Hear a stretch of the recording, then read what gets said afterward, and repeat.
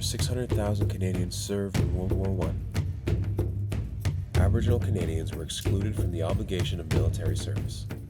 Despite this, it is estimated over 4,000 Aboriginal people volunteered to serve and defend our country.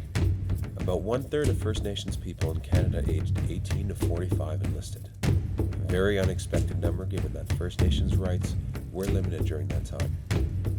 Many heroes emerged from World War I, but only 39 soldiers in the Canadian Expeditionary Force were awarded the Military Medal and 2 bars for valor. One of these heroes was First Nations warrior Francis Pegahmagabow.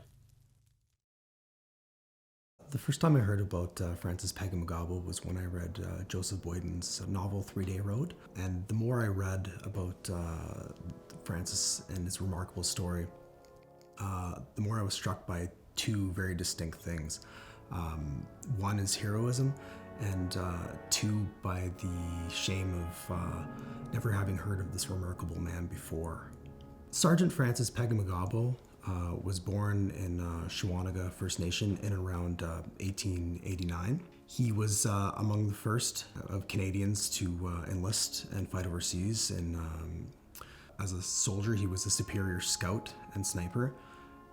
And he was the highest ranked First Nation soldier of the Great War.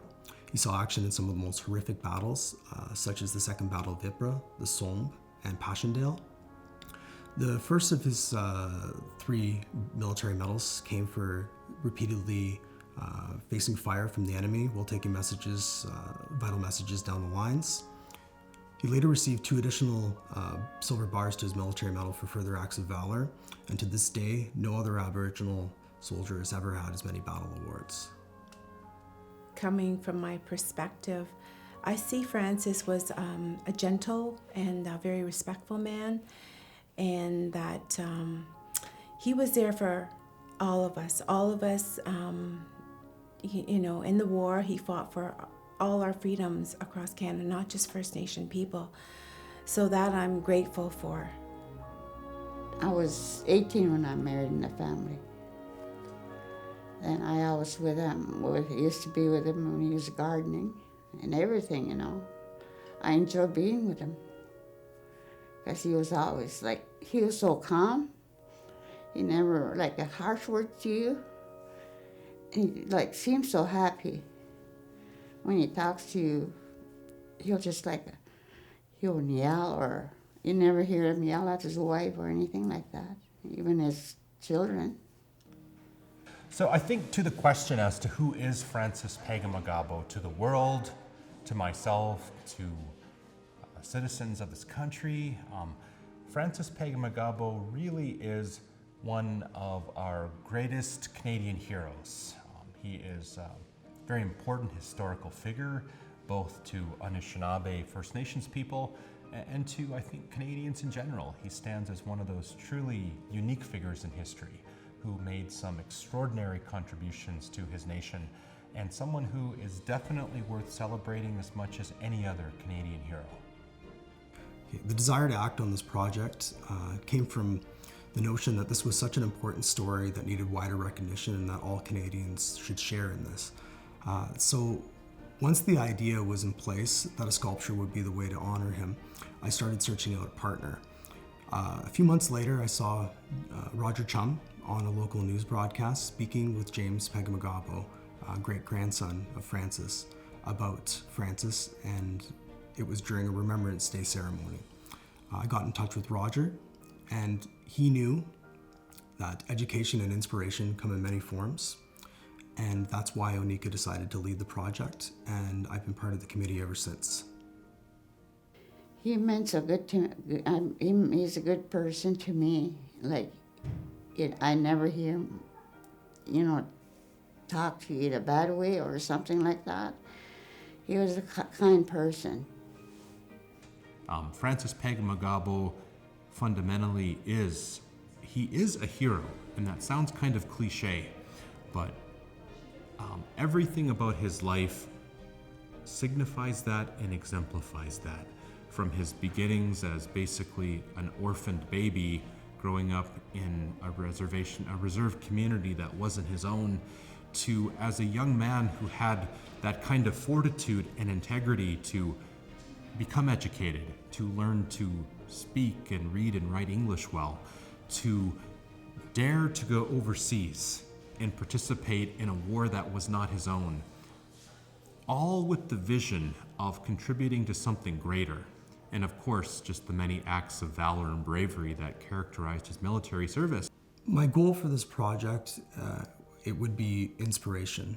I want to inspire youth, all youth, especially Aboriginal youth. I want them, when I think of how many monuments of First Nation heroes have we seen in this country, and most Canadians have never seen a single one. And it's my hope that by encouraging and sharing and helping be a part of this story, that will encourage Aboriginal youth, especially to follow, to follow in the footsteps of such a great man and be encouraged by his example of dignity, self-respect, honor, and courage. Well, I think it's important for the youth to learn who Francis was. When you're young, you're just carefree. It's not important to you when you find out that, my grandfather was a war hero until you're grown up. And then it's too late, because then you miss out on the people that can tell you those stories. So I think the youth should learn about their people and the people that did great things, because that is the time. Don't just think you're young and you shouldn't know about the history. To me, it's very important. That's going to benefit them as they get older. But I think the message Francis Pegahmagabow would want to extend is, you live for your people, you live for your land, you live for the spirit. And that's how you should do things in your own life to contribute to the greater good of all of those things. I'm going to feel honored and privileged to be just, a very small part of such a remarkable man's story. I think a sense of pride, as well as a sense of justice that, recognition has finally come for such a remarkable man after so long. And I think that this will be one of the most important commissions that I ever have the honor and privilege to be a part of. The Great War is now past from living memory, and it's my hope as a sculptor and as a Canadian that this monument will be a timeless, enduring witness telling Francis Pegahmagabow's remarkable story for generations to come. I think finally the recognition that this man deserved, to see that happening, and just the greatness of him. I think remembrance is important, because only through education, I think, can we begin to break down the barriers that have existed between Aboriginal peoples and non-Aboriginal people in this country. And only through understanding can we begin to heal the past. I think the moment that I get to see that statue standing there, I'm going to feel great happiness for Francis, because that's recognition that he never received in life. And the fact that we're able to do something to honor his memory and his accomplishment even after his death, still very significant.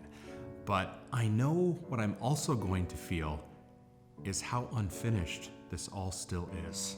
And one of the reasons for that is I think of Francis Pegahmagabow, a man who was so to his core an Ojibwe Anishinaabe man, a proud First Nations man who valued his cultural tradition, valued his language above everything else in his life.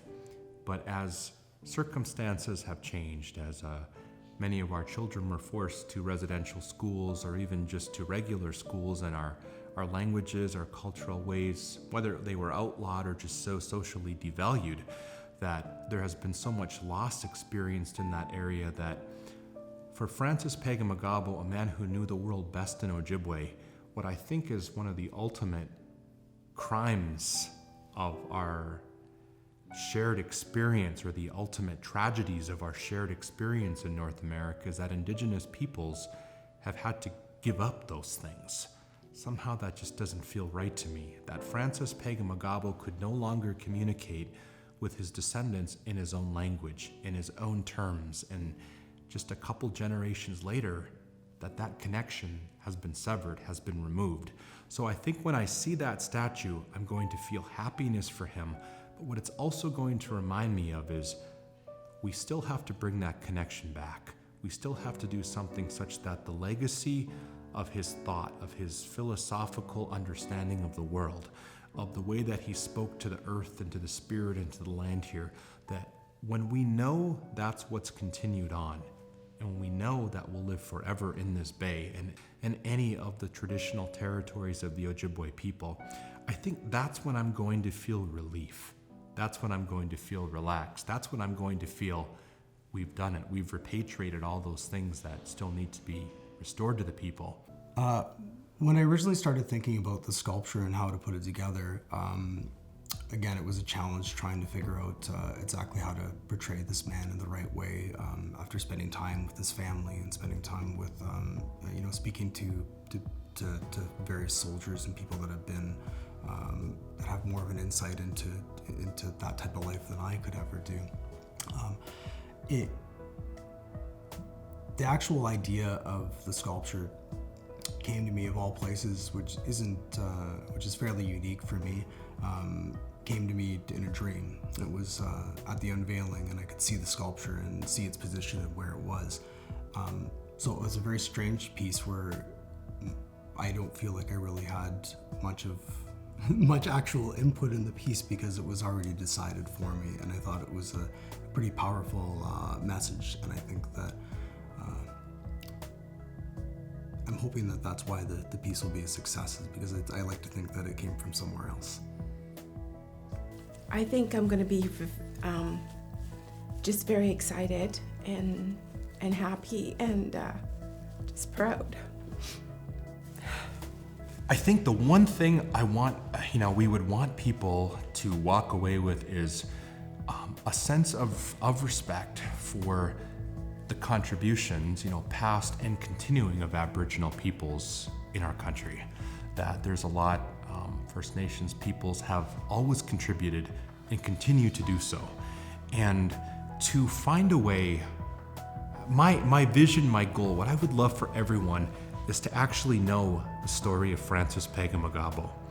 The good and the bad, the wonderful and the terrible, all of the things that he experienced throughout life, because I think that's the only way we learn to know each other as unique nations of people sharing common territory here. Francis's story, I think, illustrates all of those things. It also gives us so many indicators of ways that we can positively work together, grow together, live alongside each other. I want everyone to know his story because I think it's a valuable starting place for a shared and different future.